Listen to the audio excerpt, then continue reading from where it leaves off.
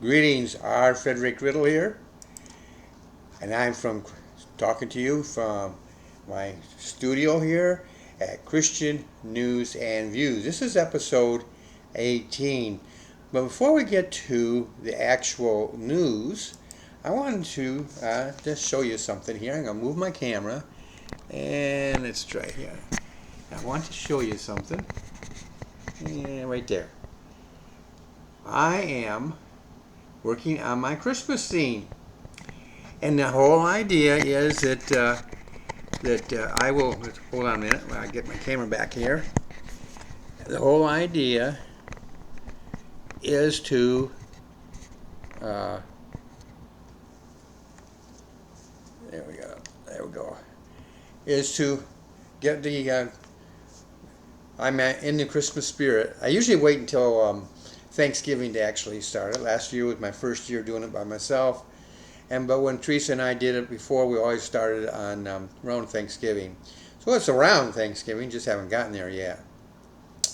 So that's what I'm trying to do, is just set up a scene, a Christmas scene. So it's a little Christmassy around here, and I'm excited about that. Today's paper, I'm looking in what's called the Viewpoint, or think of it as letters to editors and stuff of this nature. And a woman wrote a letter in which she calls it Trump's win is just that, it was a win.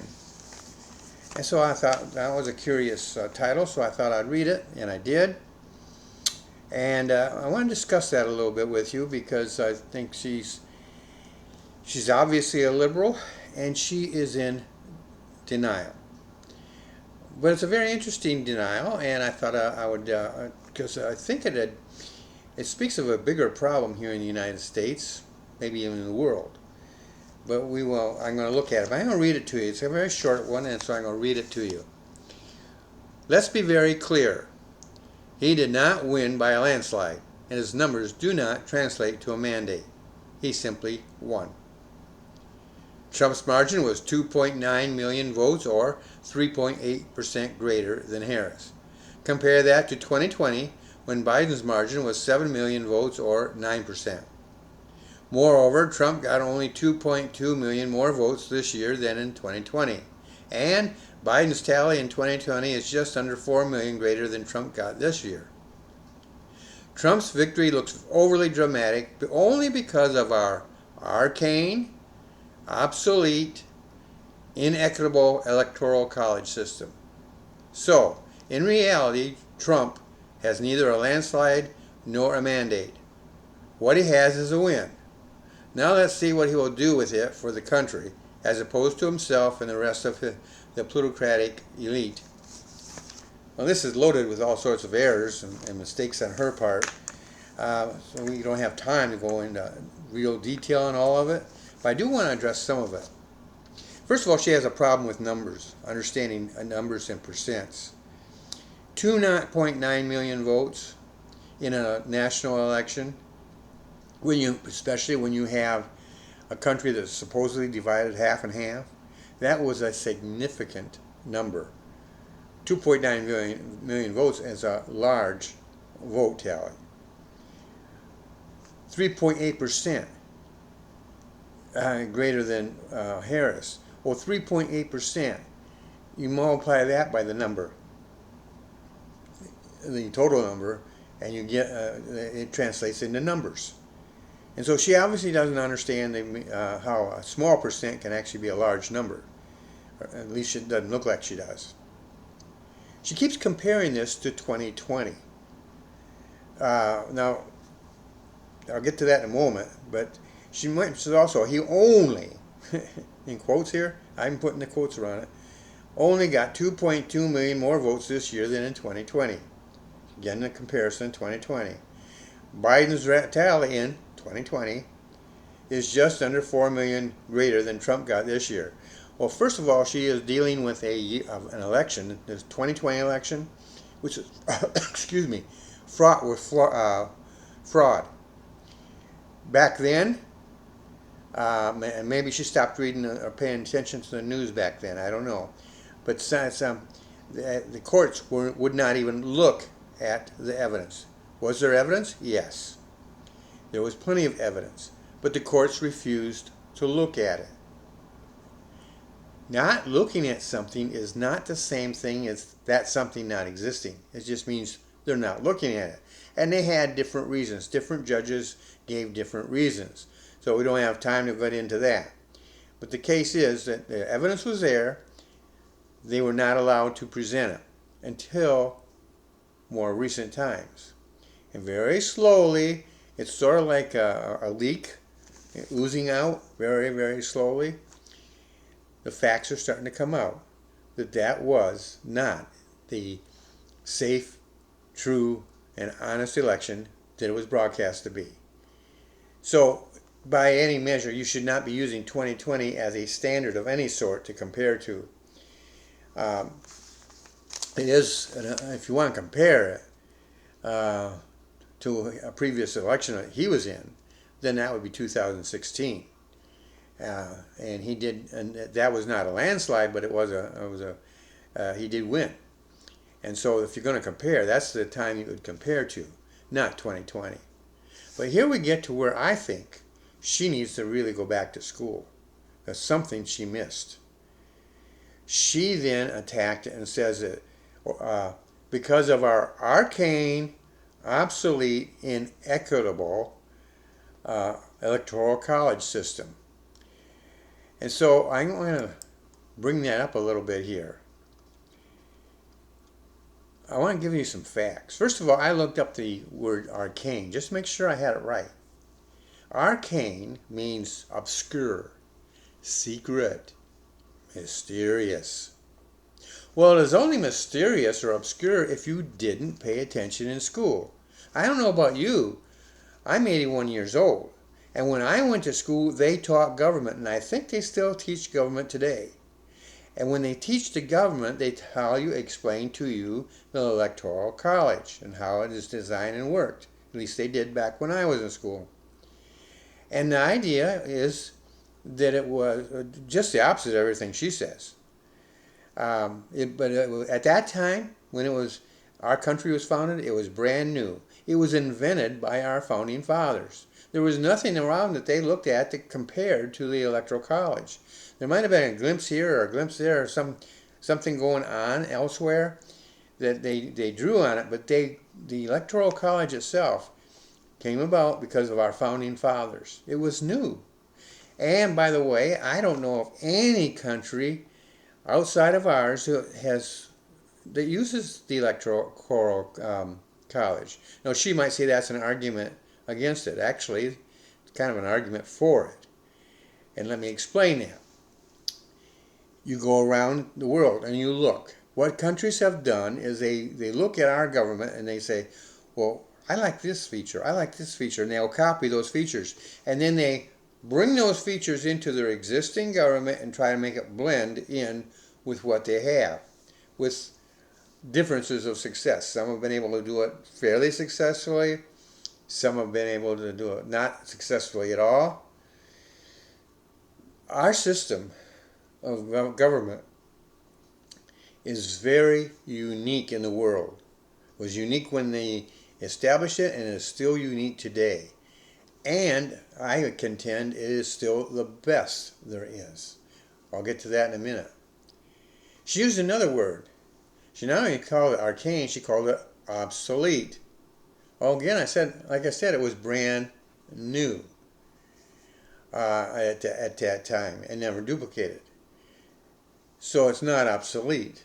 It's still fresh and still basically the same. There's been no changes in it that I know of. Even the way that it's run is still still go by the Constitution. There's been no amendment or anything that I know of that has changed it. Another word she used was inequitable. Now, ladies and gentlemen, that is what makes our representative democracy work. Oh, wait a minute, you didn't know it was a representative democracy? Yes, we are not a democracy. The liberals like to use the word democracy a lot. I don't recall them ever using the word representative democracy. It's possible they did, but I don't remember ever hearing them say that. You see, a democracy is comparable to a mob. Every person in this country would have a vote. Every person. Moreover, every time that this government had a decision to make, which is every day, you would have to put a vote to the people. All the people. And they would cast their vote and the majority would win. Forget the logistics of trying to bring millions of people together on a daily basis to vote on issues from small to great. It just wouldn't work. We have a representative democracy where people are elected to represent us. Some in the House of Representatives, some in the Senate. And even the President of the United States is our representative. And so another way of looking at it is the little guy and big guy. Some states are big. Some states are small. But in the small guy, when the Constitution is being written, they say, wait a minute, we're not going to have a voice. We're not going to be able to have people hear us. We've got good ideas too. We want, and we're members. We're going to be a part of this country too. We want to be able to have our say. So that's when they came up with the Electoral College, which equalizes the playing field, so to speak, so that we are all on the same field and we can talk about issues and possible laws and so forth that are going to regulate our lives. That is what or why we have the Electoral College. In the election, you have New York State, a big state, and then you have Maine, you have New Jersey, maybe you have even Michigan is a smaller state than those the big ones. You might have New Mexico, small states, but they still have Americans living in them, and they want to have their fair say in matters. And so she just simply doesn't understand that is what is equitable. The little guy and the big guy can sit down at the same table and hammer out agreements. It has worked for over 200 years. And it's still working today, although it's kind of hampered because we fight all the time now. But that has nothing to do with the Electoral College. That has to do with the partisanship that has come on. And you can blame whoever you want. I think both parties are guilty. I think the liberals have really muddied the waters far more than the conservatives. But both parties, liberals and conservatives, have made their own contribution to that. But that's not our discussion. Our discussion is about the Electoral College. And it is equitable. You do not want democracy. I've always told you what it's like. You don't want it. History shows that the majority, say you're talking, well, that's the majority. Well, the history shows the majority is rarely, if ever, fair and is ever right. Jesus Christ himself went to the cross because a majority of the people in government and the majority of the people in the courtyard of Pilate's courtyard there, the majority of them says, crucify him, crucify him. And he felt threatened. And so he washed his hands as though that cleared him of everything. And Jesus was crucified. Now, this is all part of the plan of God. I understand that. But the truth of the matter is you don't want pure democracy. You want the representative democracy. And if you want that, you need to have something like the Electoral College. People keep trying to replace it, but have been unable to find anything as fair and equitable as it is. They've come close, perhaps, but nothing like it. This was and is a landslide. The lady is wrong. It is and was a landslide. It is more than just a win. It is a vote for change, massive change. The American people looked at what we got when he was president the first time. Got a lot of good things. Americans at all levels benefited. Don't listen to what the media says and everybody else likes to say. Look at your own life. And most of you will say, yeah, that was a pretty good time for me. Until COVID came, and you can't blame that on any party. But during his, for 3.5 years, we had it good under him. Well, they can take that and compare it to what they had before he came in, and they compare it to what they had after he left. And they didn't like what they saw. So even people who didn't or don't like Trump voted for him. The truth is, it was a landslide. You can play with numbers all you want. It was still a landslide. So what I am saying to you is, and to this lady in particular,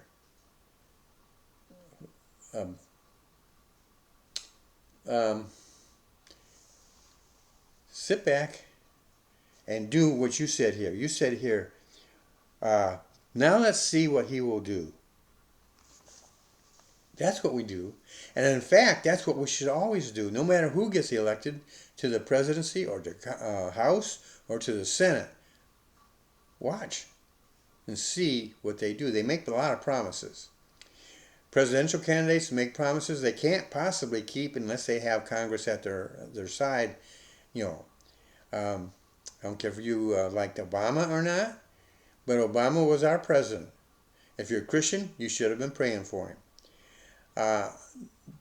Did he get everything he wanted? No, but he did get a lot of what he wanted. And how did he get that? He got it because he had Congress working with him rather than against him. Trump needs the same kind of support for those who are in the House of Representatives, which is controlled by the Republicans, and the House, rather the Senate, which is now going to be controlled by the Republicans. So we know that for the next 2 years, he'll have those houses supposedly in his camp. And if that's the case, he's going to accomplish a lot. Some things he can accomplish whether they're there or not for him. Some things he needs them for.